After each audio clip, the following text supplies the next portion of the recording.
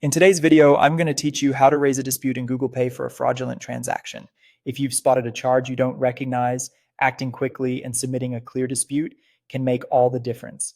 I'll walk you through the exact path on Google's support site and share a few tips so your submission is complete the first time. Start by opening your web browser and searching for Payment Help Center. You're looking for the official Google support result. This ensures you're on a trusted page and avoids any third-party sites that might not handle your case securely.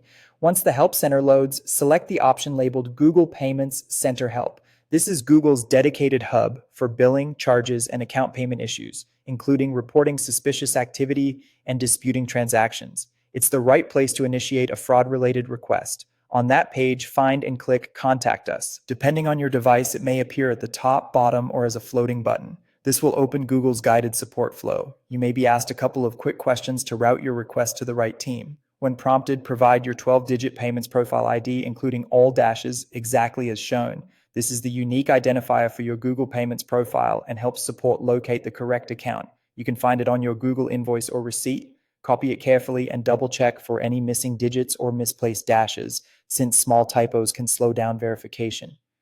Next, write a concise report of about 100 words describing the fraudulent transaction.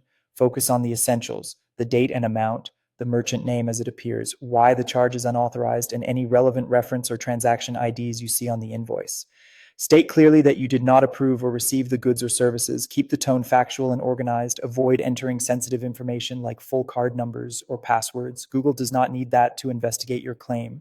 Now follow the on-screen prompts to submit the dispute. Review your details, confirm your preferred contact email, and if the form invites it, attach relevant screenshots such as the invoice or transaction details. Submit the form and wait for the confirmation screen. You should receive a case reference, save it so you can track updates.